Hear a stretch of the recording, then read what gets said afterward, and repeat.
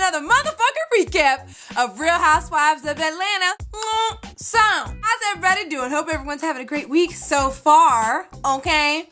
And your girl's just not getting around to checking out Real Housewives of Atlanta, the new episode. No, I did not do Love and Hip Hop last week, but we sure as hell will do that shit this week. So, be on the lookout for that. And if you haven't seen my last Real Housewives of Atlanta recap video, because I am on time with every single one of them episodes, I will link it down below. I will use an annotation to put it right over cheer.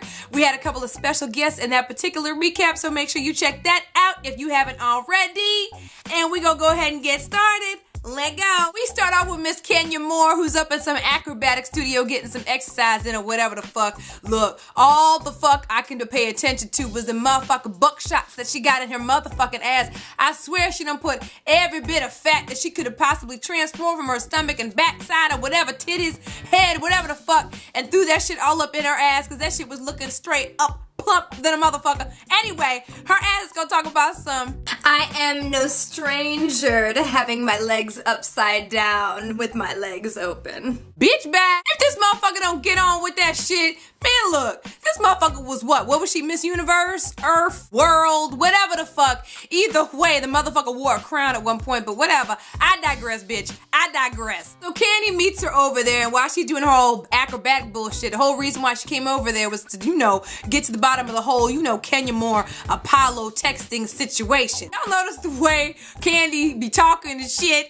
That motherfucker be like, well, I want to twirl, but I twisted my ankle the other day. Sometimes I just want that motherfucker to just open her mouth and enunciate, you know, just speak with your mouth like this. So they go outside and they're talking about this whole texting situation. Now, Kenya's been real tight-lipped about this shit from the begin, and so has Apollo, but what I'm trying to figure out is why the fuck everybody's on Kenya's motherfucking ass trying to ask her what the fuck went down when I feel like Apollo had more ill intentions when it came to the conversation. Now, I'm getting that feeling just based on what I've seen so far on the shows, and my thing is, okay, I feel you know, Kenya shouldn't have been texting a grown-ass, married-ass man, but Apollo was also texting as well, and clearly, based on what she showed Candy, it sounded like it was some out-of-the-blue type levels, and I'm like, what the fuck would made you all of a sudden want to just text a bitch and be like, hey, how you doing? Where you at? How long you in LA? That type of shit. What you need to talk to her for? What you want to hit her up for when she gets back to Atlanta?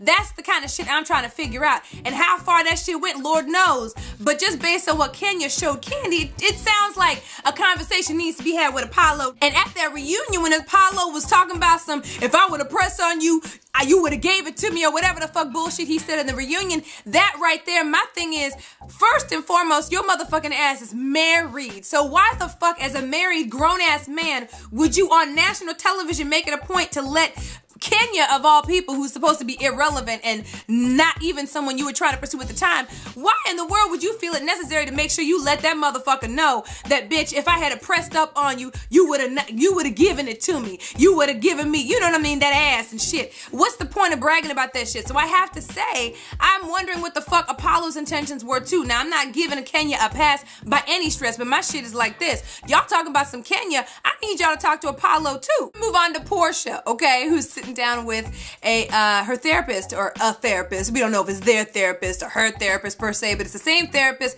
her and Cordell had gone and seen last season, all right, before the demise of their relationship or whatever the fuck. So anyway, she goes ahead and sits down, you know, and they're trying to get down to the nitty-gritty of all her feelings or whatever the case. Like I said, I do feel bad for the girl, but it's cray-cray, right? Like, y'all know last season I done put out a video about Cordell and Portia's divorce, and my black ass said to everybody that Cordell's ass was controlling his fuck, and some people disagreed, some people agreed, a lot of people disagreed. I'll link the video down below in case you haven't seen it or whatever, or use an annotation. Y'all should check it out. Now, don't get it twisted. I mean, you know, Portia's a grown woman, and, you know, she done gone into the relationship, you know, as a grown-ass adult woman. So there's things that she could have looked at and said, okay, these are some warning signs. But, you know, it's crazy that when they're sitting there talking about the shit now, you know, she wasn't on the deed. Lord knows if you already had the house, okay? So, you know, that also makes a difference. If you already had the house before they done got married before they even met each other. That's different too. I'm just giving everybody the benefit of the motherfucking doubt. But just based on some of what Portia said, it just sounds as though, yeah, Cordell controlled every motherfucking thing. I mean, her ass didn't even have her name, according to what that little segment was, her name on the motherfucking, you know, bank accounts. My shit is like, if y'all are married, I don't care who makes more money than the other, y'all are sharing everything. That's bills, that's everything. You know what I'm saying? Now, I don't know what happens in rich society. Maybe it's a little different, but just based on what she was saying, like I said, it just seems like Cordell had the upper hand with every motherfucking thing. And did y'all notice that her ass always makes it a point to let everybody know? And I mean, I don't blame her shit. I mean, Cordell was talking shit on her too before even this season came out. But Cordell, how his ass didn't even give her the, you know, the nookie. You know what I'm saying? Talking about, let's have some babies. Well, I know this. You trying to have some babies, your motherfucking ass has to fuck. You know what I'm saying? So next up, Nene goes and visits Cynthia. Her mama's over there, you know, she's recouping, and thankfully things worked out. Turns out Candy had a similar situation with fibroids, and so she had the same surgery done. At least that's what it sounded like. And they both are peachy keen, honky dory. I do have to say, I'm telling y'all, Nene, if y'all remember back in the day what Nene used to look like a few seasons ago, man, that bitch done came up, didn't she? Okay, anyway, moving on. Candy and Phaedra come together and they having their little yogurt and whatnot, and Candy's letting her know how her conversation with Kenya went, all right? Now, y'all recall when she was talking to Kenya, Kenya had also been asked by Candy if they had ever linked up or met up at any point in time, and I guess Kenya's gonna talk about some, you know, I don't recall. Now, that's not a yes, and that's not a motherfucking no, so that's suspect as fuck, which I don't even think I mentioned earlier, but it does come into play with this conversation right here, because now, as Candy tells Phaedra that shit, Phaedra goes on, y'all remember the reunion, I forgot about this shit until Phaedra brought it up, but I guess supposedly Apollo was at the Beverly Wilshire, and so was Kenya, and at one point, he was hitting up Phaedra talking about some, I need to move or get the fuck out of this hotel because Kenya's ass is crazy because she pushing up on me and shit.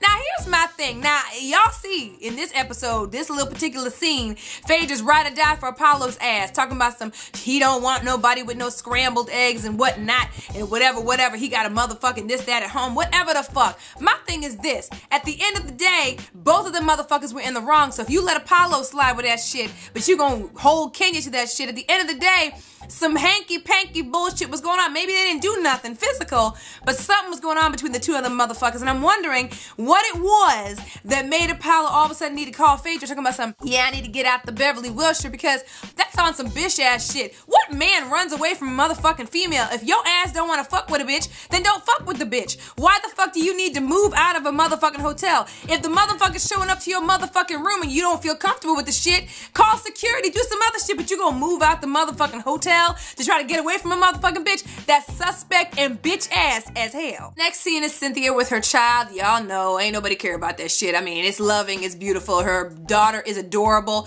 Yada yada. The girl has a boyfriend. You know, she done kissed. She didn't want to go into details as to how they kissed. Moving on. Now we move on to Candy's little get together for Portia. You know, she's trying to have something, you know, to make her feel better. And she gets all the girls together, of course, minus Kenya's ass. Kenya's not there. Everyone else is there, but Kenya's gone, okay? So Portia comes in and they all talk about, you know, the situation, what's going on with her and the divorce and stuff, and she reveals some more information about how controlling Cordell is, okay, or was, or whatever the fuck. I guess she had to ask for money for groceries and shit.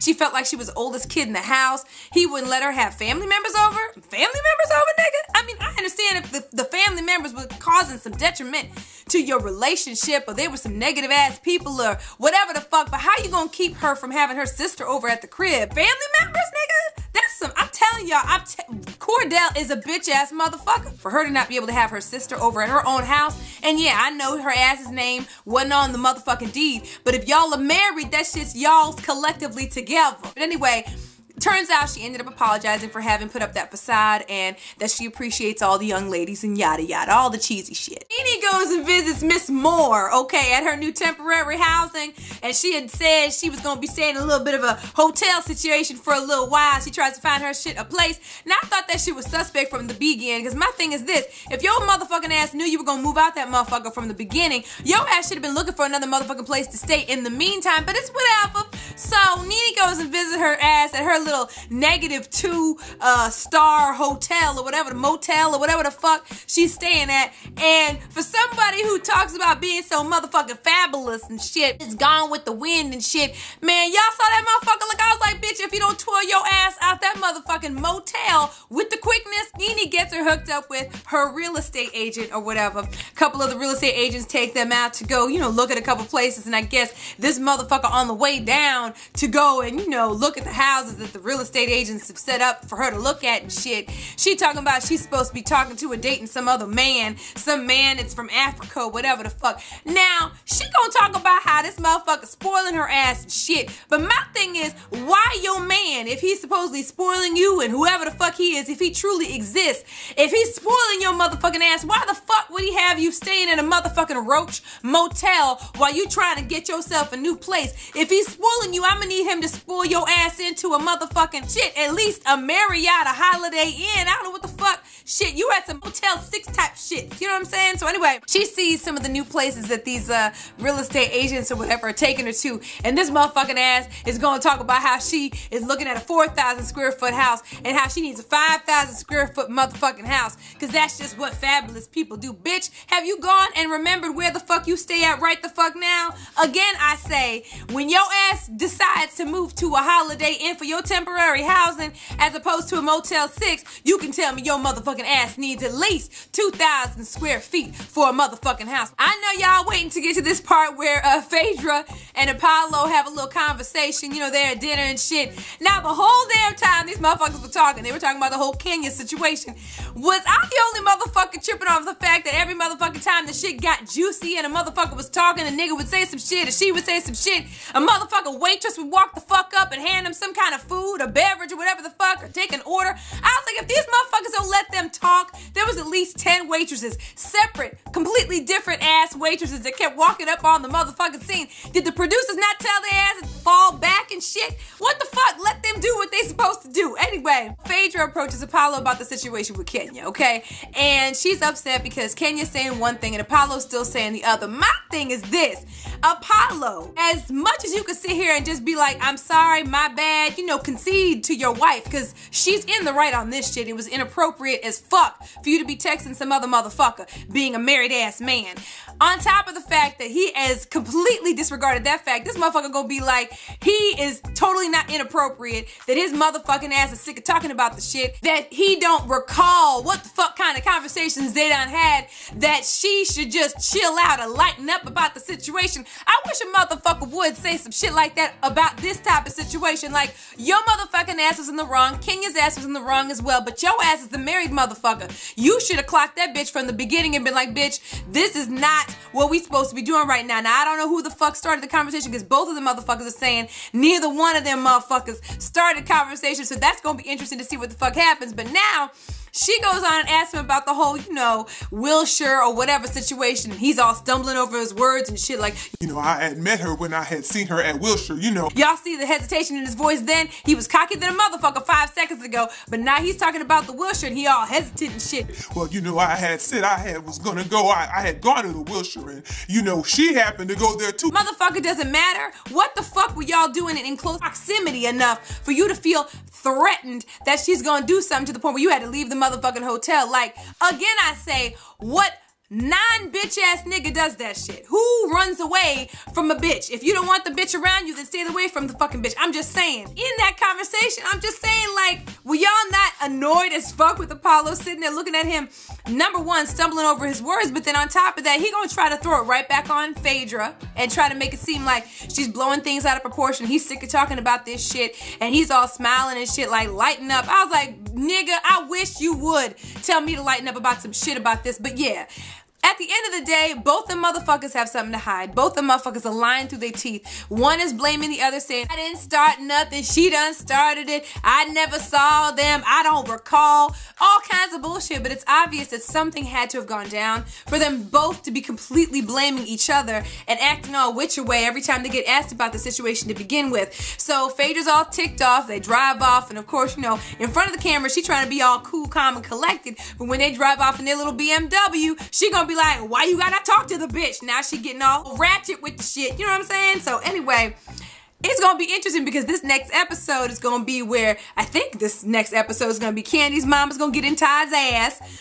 We're going to see some more shit that has to do with the whole Kenya and Apollo situation. I don't even think they're ever going to get to the bottom of it, but we're going to see what happens. You can stay tuned for the next recap of Real Housewives of Atlanta because next week, whenever it comes out, if it happens over the holiday weekend, trust and believe there will be a recap from your girl. Make sure you guys stay tuned for my next recap. I will be doing a recap for Love and Hip Hop as well, the new episode that airs tonight. So make sure you guys look out for that this week as well. Got a bunch of videos coming your way, so stay tuned for that. If you guys haven't seen my last recap of the Real Housewives of Atlanta episode that just came out right before this, y'all may want to check that out down below. Check out the Cordell and Portia divorce video. I will link that down below as well. Let me know your thoughts now that you've had a chance to kind of see this season and see what's up. Don't get it twisted. I was a little harsh with Portia last season, but you all know, last season she was very different than this season, so keep in mind I was talking about last season. But check it out. Let me know what y'all think. And you already know what to do as always. Follow me on Twitter, twitter.com/SocialiteSandy. Hit me up on my Facebook fan page or Pinterest page.